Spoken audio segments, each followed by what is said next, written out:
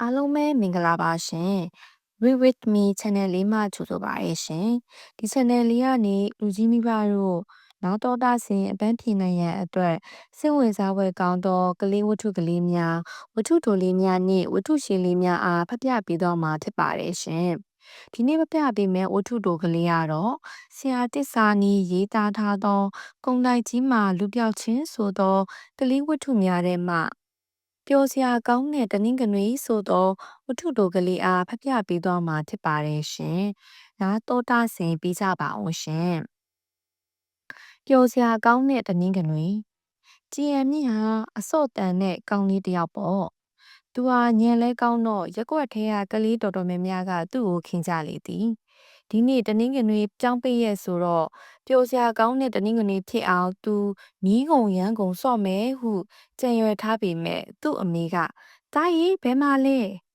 ဒီနေ့ចောင်းပိတ်ရက်လေအမေတားသွားစော့မလို့တားရီမစော့ပါနဲ့အောင်ကွယ်မိုးကုံသွားပြီဆိုတော့ခြံဝင်းထရံတွေကိုစီးပြန်တုပ်ဖို့ရှိတယ်နင့်ဖေလည်းမအားဘူးဆိုတော့မင်းမဲ့တုံးလိုက်ပါကွယ်စုတ်တန်တဲ့ဆေးတွေစတိုကန်ထဲမှာရှိတယ်ဆေးတုပ်ပြီးရင်တော့တားကစားချင်ကစားပေါ့ဟုဆိုလိုက်လေသည်ကြည်ရန်နှင့်မှရေမောသွားလေ၏သူတို့ခြံစည်းရိုးကပေ30 40ရှိသည်တစ်သားပြားတွေခက်စိတ်စိတ်ကားထားလေသည်သူတယောက်တည်းကစီးတုပ်ရမယ်ဆိုတနေကုန်သွားနိုင်လေသည်ဒါကြောင့်စော့ဖို့အချိန်လည်းရှိတော့မှမဟုတ်ဒါဆိုသူ့အတွက်ចောင်းပရိဟာပျော်စရာတနင်္ဂနွေပဲဖြစ်တော့မှလဲမိခိုင်းထားတာဆိုတော့မလုပ်ရင်လည်းမဖြစ်သူမုံမိုးလိုချင်တယ်ဟုပြောလိုက်တိုင်းအမေကလွယ်လွယ်ကူကူပေးနေကြဖြစ်လေသည်အဖေကလည်းကလေးဆိုတာသူ့မိသားစုမှာသူနဲ့ထိုက်တန်တဲ့တာဝန်မျိုးယူတတ်တဲ့ဒီနေ့ကိုငယ်ငယ်ကလေးကရှိတဲ့နဲ့ဟုပြောထားဘူးလေ၏ဒါမှကြီးလာတဲ့အခါတာဝန်ကိုမကြောက်တတ်တဲ့စိတ်ဖြစ်ပြီးလူရဝင်မှာတဲ့ဒီတော့သူမလုပ်လို့ရလည်းမဖြစ်ပြန်ထို့ကြောင့်စတိုကန်ထဲမှာရှိတဲ့အဖြူရောင်ရေဆေးတကားလမ်းဘုံကိုဆွဲလေးလက်မစုပ်တန်အပြားကြီးကိုကိုင်၍ခြံရှိသို့ထွက်ခဲ့လေ၏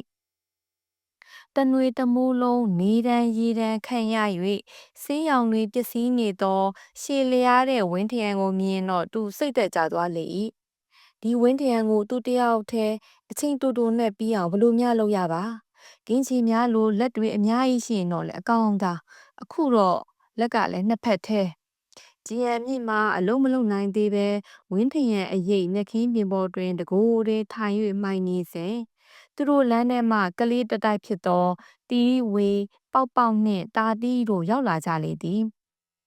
တီရီဝေကသူ့ကိုကြည့်ပြီးငါတို့ကစားမလို့နင့်ကိုလာခေါ်တာနင့်ကြည့်ရတာအိမ်ကအလုတ်ခိုင်းထားတယ်ထင်တယ်ဒါဆိုတို့ဘာသာပဲတွားကစားတော့မယ်ဟုပြောလိုက်လေသည်ကြည်ရန်မြင့်မှာရုတ်တရက်ညံပွင့်သွားပြီးငါ့ကိုအိမ်ကဘာမှမခိုင်းထားပါဘူးဟာမြပါနဲ့ဟဲ့နင့်ကိုအိမ်ကစေးတုပ်ခိုင်းထားတာမလားဟာမဟုတ်ပါဘူးဟာငါပြေးလာနဲ့စေးတုပ်တန်ကစားမလို့ဟုပြောလိုက်လေသည်ပေါက်ပေါက်ကစေးတုပ်တန်ကစားမလို့ဟုတ်လားဟုတ်တယ်လीတို့စိန်ပြေးတန်းထုတ်ချီထိုးတန်းတစ်ပင်တက်တန်းဘုံလုံးကန်တန်းကစားနေကြတော့ရိုးလာပြီဟာအဲ့ဒါလိုကစားရတာပြင်းလို့အခုအစ်စ်အစမ်းအနေနဲ့စေးတုပ်တန်ကစားမလို့ဟုဂျီယန်မင်းကပြောလိုက်တော့အခါတာဒီကလည်းဟင်ဟုတ်လားငါလေစီတူတန်ကစားခြင်းနဲ့ငါလည်းပါမယ်ဟုပြောလိုက်လေသည်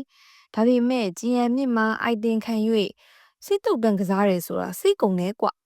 မင်းကိုအလကားတော့ကစားခွင့်မပေးနိုင်ပါဘူးမင်းကငါ့ကိုဘာပေးမှာတော့အဲ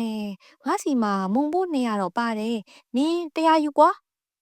ကောင်းပြီလေဟုဂျီယန်မြင့်ကပိုက်ဆံ100အားယူလိုက်လေသည်ပေါက်ပေါက်ကလည်းငါတို့ပတ်ဆိုင်ပါမလားဘူးငါဂျင်ကလေးရှိတယ်နင်ယူလေးဆိုပြီးသူ့ဘောင်းမီအိတ်ထဲမှဂျင်ကလေးအားထုတ်ပေးလိုက်လေသည်ဂျီယန်မြင့်ကမင်းကိုငါတိတ်ခင်လို့လက်ခံလိုက်တာနော်ဟုပြောလိုက်လေသေးသည်တီတီဝေမာလဲငါလဲပါလို့ရမလားယင်ဟုမေးတော့အခါဂျီယန်မြင့်ကဟာရတာပေါ့ဒါဘောလုံးကန်တာမှမဟုတ်တာယောက်ျားလေးရောမိန်းကလေးရောကစားလို့ရတာပဲနင်မရောငါ့ကိုဘာပေးဖို့ရှိလဲဟုမေးလိုက်လေသည်ထိုအခါတီတီဝေကအဲငါးပါးကြီးနိုင်ငံခြားပို့လိုက်တဲ့ချောကလက်လေးတစ်ပြားတော့ပါလာတယ်။ဤပေးလေးနင်ဟာကြိုက်ပြီးသားကြီးပါလား။နင်ကလည်းတခိုက်သေးပါဟဲ့ဟုပြန်၍ပြောလိုက်လေသည်။ကျင်ဟန်မြင့်ကစတိုကန်းထဲကဘူးတွေယူပြီးဆေးတွေခွက်ထည့်ပေးလိုက်လေသည်။ပြီးတော့စုပ်တန်းတစ်ချောင်းကြီးပြီးကကဲနင်တို့စိတ်တုံတန်းတော့ကစားကြတော့ဟုဆိုလိုက်လေသည် သူကတော့အိမ်ရှိကတပင်ရိပ်အောက်မှာချောကလက်စားလိုက်ဂျင်ပေါက်လိုက်လုံနေလေ၏ဟို၃ယောက်ကတော့စိတ်တုပ်ရတာပြောလို့အားလုံးကိုမေ့နေသလိုပါပဲအဲ့ဒီအချိန်မှာဟိုဘက်လန်းကဇော်ဇော်နှင့်သူ့တငယ်ချင်းအဖော်၃ယောက်လည်းဘောလုံးကန်ပြီးရောက်လာလေသည်ဇော်ဇော်ကဟေးချီယန်မြင့်ဘောလုံးကန်စားမယ်ဟုပြောလိုက်တော့အခါချီယန်မြင့်ကဟာငါမအားဘူးဟာငါတို့စိတ်တုပ်တန်ကစားနေတာဟိုမှာကြည့်ဟုပြလိုက်လေသည်ဇော်ဇော်ကြီးပါမလားဟိငါတို့စိတ်တုပ်တန်ကစားနေတာတိတ်ပြောဖို့ကောင်းတာပဲဟုလှမ်းអော်လိုက်လေသည်စီးဖြူတွေသူ့ပါးနဲ့လက်တွေမှာရောသူ့ကောင်ဝင်ပန်းရောင်ကလေးမှာပါပြေကျက်နေလေသည်ဇော်ဇော်တို့တတိုက်မှာစိတ်ဝင်စားသွားပြီးဟေးငါတို့လည်းပါမယ်ငါတို့လည်းပါမယ်ဟုပြောတော့ဂျီယန်မြင့်ကထုံးစံအတိုင်းမေးလိုက်လေသည်ဒီတိုက်ပါလို့မရဘူးမင်းတို့ငါ့ကိုဘာပေးမှလဲထိုအခါစောစောကငါရဲ့ဘာသာလေးမင်းကိုတည့်ရငားမယ်လေဟုပြောလိုက်လေသည်စောစောရဲ့ဘာသာလေးကိုကြည်ဟန်မြင့်မှုတ်ချင်နေရကြပြီအရင်ကဒီကောင်ကလုံးဝပေးမမဟုတ်ဒါနဲ့သဘောတူလိုက်လေသည်ကျန်တဲ့ကောင်၃ကောင်စီရလဲသူလိမ္မော်ဒီတစ်လုံးစွန်ကြိုးနည်းနည်းနဲ့ဂေါ်လီ၃လုံးလဲရလိုက်လေသည်သူတို့တွေစေးတုံးနေတဲ့အချိန်မှာတော့ဇောဇောကလိမ္မော်သီးလေးစားလိုက်ဘာသာလေးမှုတ်လိုက်နဲ့စိန်ကြနေတာပေါ့